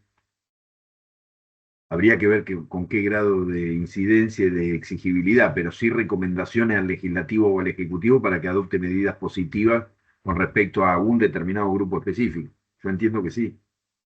En Y materia de eso, salud, en materia de asistencia social, por ejemplo, a un grupo determinado en el marco de una acción colectiva o de un amparo. y eso no sería discriminatorio con aquel grupo que no inició la acción, por ejemplo. La afectación, o sea, la redistribución que del presupuesto tenga que hacer, por ejemplo, por caso el Poder Ejecutivo, para poder atender la recomendación del Poder Judicial, en ese caso, es tarea del Poder Ejecutivo. Es decir, la forma de adopción de esa política pública es, Bueno, después vos ves está. un contorno No, no, marcado, no, lo que digamos. te quiero decir, coincido en que porque volvemos, vos dijiste algo al principio que no está cuestionado, que es, siempre está el principio de razonabilidad por encima de cualquier norma. Es decir, esa proporcionalidad que la justicia debe guardar porque tienen efectos políticos y económicos las decisiones de cualquier juez. Eh, pero entiendo que en el marco, en tanto y en cuanto sea razonable, y ese grupo diferenciado merezca un tratamiento diferenciado, no veo impedimento en que lo haya. Ahora, si la decisión es desproporcionada, caprichosa o desatendida de las consecuencias económicas que tenga, bueno, no se va a poder llevar a la práctica. Sí, ahí entran en juego algo que ya digo, Cabral, no quiero volver sobre ello, pero que es la fundamentación, la decisión fundada del juez como pilar del sistema republicano de gobierno. ¿No? Esto de la razonabilidad, la no arbitrariedad, el, la decisión fundada en su más amplio sentido. Y después la cuestión presupuestaria, que es muy interesante eh, ver desde esta óptica, ¿no? Desde el diseño complejo de una política social. Eh, el juez puede observar la especial situación de vulnerabilidad. No sé si tienen el fallo Q, por ejemplo, que el fallo Q es el fallo Quispe, no sé si lo conocen. ¿No? Ah, lo iba a traer y dije, no, no lo traigo porque lo deben conocer. Bueno, el fallo Quispe es un fallo, un caso de la Corte Suprema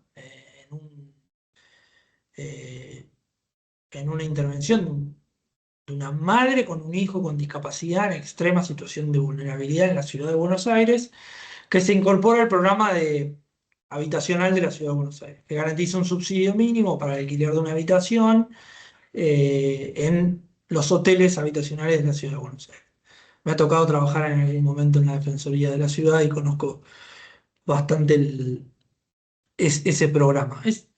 En su momento, bueno, el programa es un programa de carácter habitacional, pero también alimentario, es decir, tiene varias aristas para garantizar derechos de los sectores vulnerables. Ahora, el programa tenía, por ejemplo, un plazo de duración y establecido por la reglamentación del Poder Ejecutivo, y bueno, y un monto, ¿no? Un monto determinado para poder subsidiar y para poder garantizar el derecho a la vivienda, con la contraprestación de la presentación de un recibo de una habitación, etcétera. Bueno, con un tope, bueno.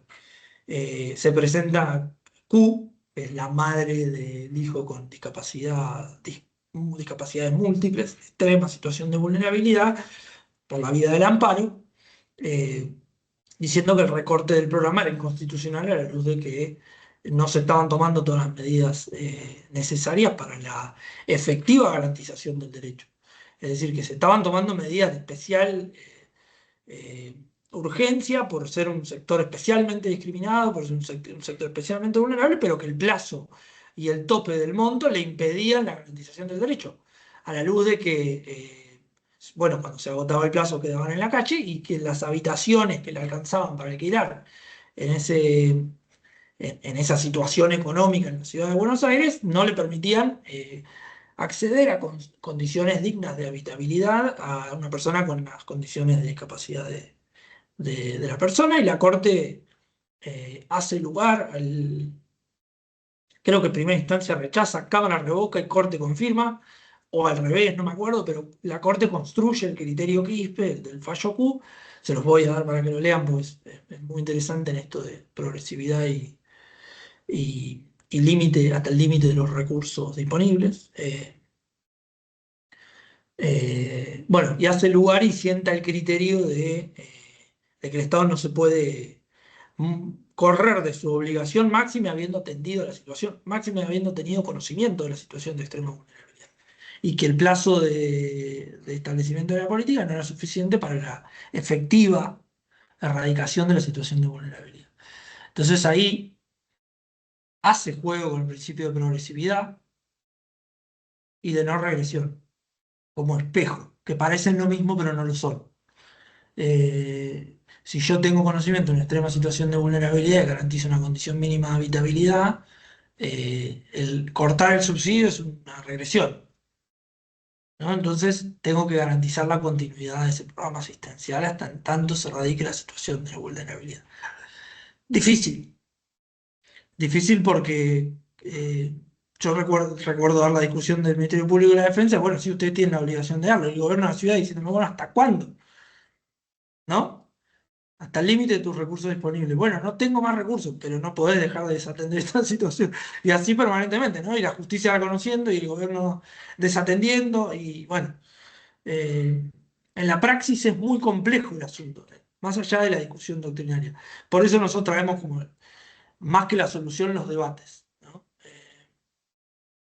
Hay en otro texto que escribe Abramovich con Curtis, o Curtis, no sé cómo se pronuncia, habla de algo muy interesante que dice, la garantización o asegurar el goce de un derecho no necesariamente es a través de una prestación directa. Muchas veces es a través de la regulación de la actividad privada, ¿no? Regulación de contenidos mínimos de un derecho, el impulso de una legislación, la imposición de límites o, sí, o restricción de derechos de los privados para el desenvolvimiento de derechos de los particulares. El caso típico son los derechos laborales, ¿no? Las legislaciones laborales que comprenden la relación diferencial o la relación desigual entre empleado y empleador. Se le imponen límites al empleador para garantizar derechos al trabajador. Digo, y a mí lo que me interesa, esto más en términos académicos, pues cada uno puede pensar lo que va a pensar es eh, cuáles son los límites que, que son necesarios para conseguir el objetivo, que esa es una discusión más política, ¿no? Que es lo que está discutiendo este gobierno, por ejemplo. Si yo, bueno, che, mira, para generar empleo yo tengo que romper con esta relación. Yo no estoy de acuerdo, pero ellos lo están planteando y se está planteando en el Estado Nacional como una discusión que muchas veces transita por los carriles de la protección del sistema interamericano de derechos humanos. porque justamente lo que están diciendo es, bueno, yo regulo de esta forma. Para mí regular de esta forma es garantizar el derecho. En el discurso público, por lo menos, y lo que me ha tocado estudiar de las regulaciones nacionales, que están muy bien trabajadas, muchas de ellas, de este periodo 2023 en adelante, transitan sobre el camino de la búsqueda de no desproteger por completo, en términos de los estándares de la Corte y de la Comisión. Cada uno puede pensar lo que quiera, ¿no? Pero eh, después Abramovich dice, bueno, también otra forma de garantizar el derecho es la publicatio, la intervención en la economía, las formas de regulación, ¿no? El establecimiento de un servicio público con una actividad monopólica. Eh, Después, si vos progresivamente lo vas garantizando el derecho a través de esa declaración de servicio público, sí o no, es otra discusión, pero no, ¿qué quiero a qué apunto? No necesariamente la prestación del servicio en forma directa es la única forma de garantización de ese derecho. También la vía regulatoria, la intervención, la restricción de derechos de los particulares, la restricción del sector empresarial, lo que fuere. Las regulaciones como medidas eh, pueden ser efectivas para perseguir los objetivos del sistema interamericano. Para cerrar y para algo que insisto que estaba yendo y me fui, Abramovich hace un análisis de 4 formas, materias o asuntos en las que pueden ser convocados a decidir los tribunales respecto a políticas sociales. Eh, lo que dice Abramovich es, muchos autores tienen mucho temor de esta intervención judicial, ¿no? Esto que estamos hablando, esta intervención judicial en la política pública, acciones colectivas que modifiquen la estructura de la política pública, esto que decía Rosenkreuz, ¿no? Eh, eh, jueces politizados que sean parte de, como Dukelsky, del activismo judicial, que busquen garantizar que las políticas sociales lleguen a todos los sujetos, trastocando las partidas presupuestarias de forma tal que el administrador no pueda administrar hacia los sectores que entiende necesario incentivar, etcétera, etcétera. Eh, o cómo, de alguna forma, el poder menos democrático, que es el poder judicial, por no tener una elección directa de sus integrantes, eh, se mete en los asuntos de los poderes que tienen elección directa de sus integrantes. Esta es otra discusión. ¿Cómo todo esto se sintetiza? Abramovich va a decir, mira, yo sistematizando los casos, y está en el texto que les mencioné hace un rato, yo no veo que el Poder Judicial tenga mucha intención en meterse en el diseño de políticas sociales. El caso más paradigmático es el caso Mendoza, pero no tengo mucho. El juez es más bien reticente a grandes acciones colectivas. El juez es más bien reticente, más bien exhorta, más bien comunica, más bien intima, pero no modifica sustancialmente. Con lo cual, en vez de preocuparnos doctrinariamente por estas cuestiones que parecen distorsionar todo el sistema, yo hago un análisis de 4 formas en las que el Poder Judicial puede inmiscuirse en políticas sociales. Y hace puede o suele, ¿no? Inmiscuirse en las decisiones eh, de políticas sociales. Y voy leyendo literal, pues es un tema, insisto, que solemos evaluar.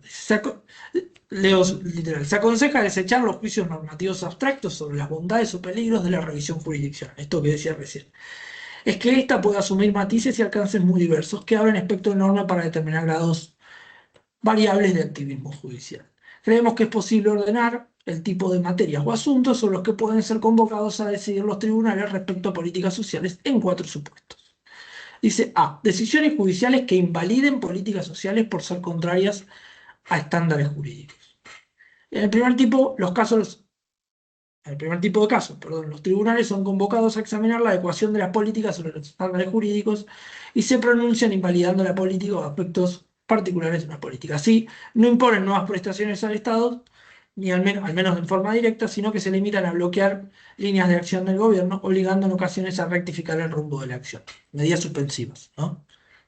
Por excelencia. Medidas cautelares suspensivas, medidas anulatorias, pretensiones anulatorias. Se trata de exámenes de debido proceso sustantivo respecto a las normas o las políticas cuestionadas, donde los derechos sociales juegan como límites o derechos defensivos. Esto podría ser una medida regresiva en materia de derechos, por ejemplo. Lo que puede llegar a suceder con la reforma laboral reciente. Por ejemplo, se me ocurre. honestamente no tengo estudiado en profundidad el asunto, pero entiendo que podría llegar a suceder.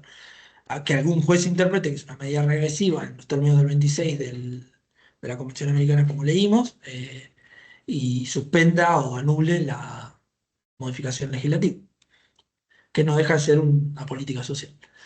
B, dice Abramovich, decisiones judiciales que disponen la implementación de políticas públicas definidas por instancias políticas y no ejecutadas por las burocracias inferiores o locales. Este es el caso más fácil, es eh,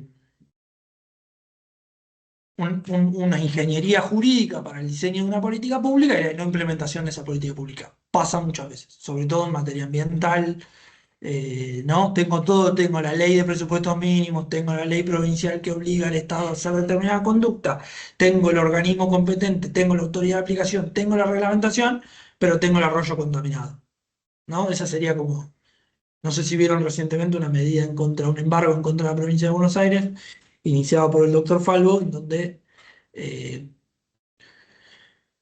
se acusa al gobierno de la provincia de ejecutar de forma bueno, lenta una obra para el saneamiento del cauce de un arroyo. Bueno, datos sí de color, pero es el caso que cita el autor. C. Decisiones judiciales que obligan a definir políticas públicas o emprender reformas estructurales de los sistemas de protección social a partir de la aplicación directa de normas constitucionales. Y este es el supuesto de intervención que es quizás la expresión más extremante que hemos visto. Decisiones judiciales que obligan a definir políticas públicas o emprender reformas estructurales de los sistemas de protección social. Eh, Esto es básicamente el control de constitucionalidad de los jueces sobre las políticas sociales. Yo tengo un problema, el caso Q podría ser un ejemplo. Tengo un programa de asistencia a situaciones de extrema vulnerabilidad que no garantizan el derecho. Entonces le ordeno al gobierno el diseño de una política pública, al gobierno, digo en términos amplios, gobierno, poderes públicos, a la implementación de determinada, sistema de protección social. Dice, en estos casos los tribunales declaran la ilegalidad del estado de cosas e imponen al Estado la obligación positiva de formular políticas como brindar una serie de servicios, distribuir ciertos bienes o proceder a determinadas regulaciones de prestaciones privadas, sin que exista una política previa del gobierno para enfrentar esa situación o una ley de Congreso que establezca líneas de acción a seguir. Esto, si me permiten a mí, se emparenta mucho más al pronunciamiento de la Corte Interamericana, que ordena a los estados a tomar determinadas medidas tendientes a, que a participaciones de jueces de primera instancia en lo contencioso administrativo, que no muchas veces están cómodos en este tipo de intervención. Punto D, que cita Abramovich, dice decisiones judiciales que reconfiguran aspectos parciales de la política pública o de los sistemas de protección social en curso, obligando a extender el alcance de prestaciones y servicios a supuestos no contemplados o orientados a beneficiar. Perdón, este sería más el caso Q. Es extender a situaciones no comprendidas dentro de la política social. Y como subclase de esa división que hace Abramovich, dice decisiones judiciales que ordenan reformular los procedimientos para la elaboración e implementación de las políticas, los espacios de participación o niveles de información pública disponibles en ellas. Caso CEPIS, ¿no? La realización de la audiencia pública previa a la determinación de una tarifa, la realización de la participación de pueblos originarios en la decisiones vinculadas a su comunidad, la audiencia pública ambiental en caso de estudios de impacto ambiental, etcétera, etcétera. Este es el típico caso de medidas suspensivas hasta en tanto se realice eh, el procedimiento adecuado, en garantía o en tutela de los derechos protegidos. En síntesis, y para cerrar, lo que traté de hacer en esta clase es, primero, spoiler alert, marcarle un poco los textos que solemos evaluar, que solemos considerar a la hora de tomar el examen y también que consideramos centrales para la materia. Hablé de Saba, igual de estructural, los textos de Cabral en torno al mismo asunto, el artículo 75, inciso 23, con las medidas de acción afirmativa o medidas de acción positiva según el 23, el modelo clásico liberal de la Constitución con el modelo del Estado social de derecho. cómo entran en tensión en los modelos a la hora de poder observar la función jurisdiccional, hasta dónde puede intervenir un juez, cómo puede intervenir, cómo entra en tensión el sistema, cómo podría llegar a resolverse esa cuestión, cuáles son los 3 casos, 4 o 5 casos de la Corte Interamericana que cita Julieta Rossi sobre la exigibilidad directa de los DESCA, de los DESC. Eh, Cómo es la tensión entre los derechos civiles y políticos y los derechos económicos, sociales y culturales. ¿Qué opina Rosencrantz? Es bastante interesante como punto extremo de la cuestión de por qué no deberían considerarse los derechos sociales en términos amplios. El texto de Fernando Atria, que discute con Rosencrantz y afirma la necesidad de la existencia de derechos sociales con algunos matices. Insisto, el texto de Julieta Rossi y los textos de Abramovich, que hay dos. Hay uno muy extenso, que es este último, que dice sobre las soluciones que suele adoptar el Poder Judicial en torno al diseño de políticas sociales. Estos 4 o 5 puntitos que les leí son centrales. Eh, y después hay otro texto que muy cortito, 16 páginas, del propio Abramovich con Curtis, que también habla de la tensión entre derechos civiles y políticos y los derechos económicos, sociales y culturales y la posibilidad de eh, garantizar los derechos a partir de regulaciones y no necesariamente a través de prestaciones directas, por supuesto, determinado el caso. Y para cerrar, para no aburrirlos más, la observación general número 3 del comité del PIDESC, en donde van a encontrar respuesta a la progresividad hasta al artículo 26, ¿no? Hasta el límite de los recursos disponibles, criterios de razonabilidad de cómo construye el comité, la exigibilidad de la progresividad, de la no regresión, de la utilización de los recursos disponibles, etcétera, etcétera. Es decir, cómo debo analizar el caso en concreto a la hora de ejercer una función jurisdiccional cuando se me exige la garantización por la vía procesal que corresponda de este tipo de derechos, que le van a servir a la hora de ejercer la función. Eh, si tienen preguntas, les dejo un ratito para que me las hagan y si no, vamos a ir finiquitando. Yo ¿Tienen tengo alguna duda sobre el examen? yo sobre el texto, el último que leíste de Abramovich, Sí, el largo, ese está subido, ¿no? sí, exactamente. Ya le digo el nombre que nunca me acuerdo. Eh,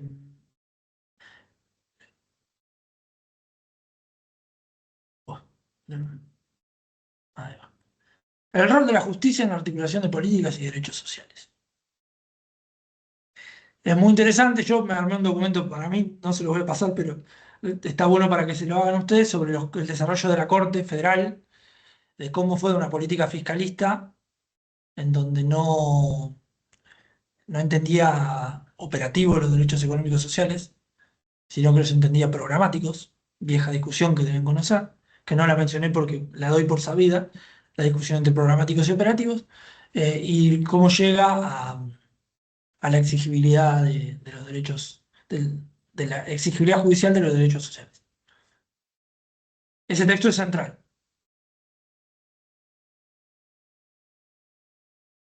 Son 52 páginas, perdón. Es un capítulo de un libro de Abramovich. ¿Alguna otra pregunta?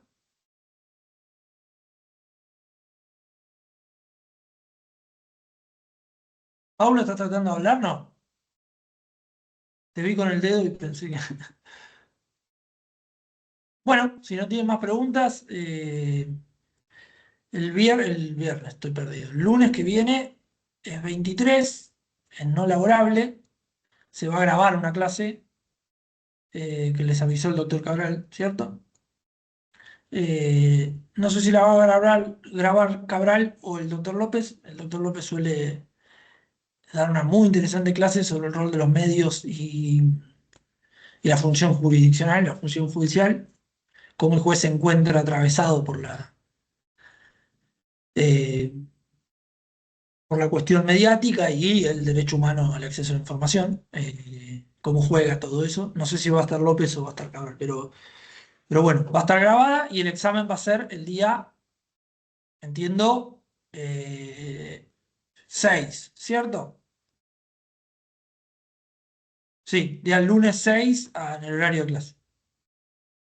Bueno, cualquier duda, nos envían un correo al foro, un mail, mensaje al foro y la evacuamos por allí.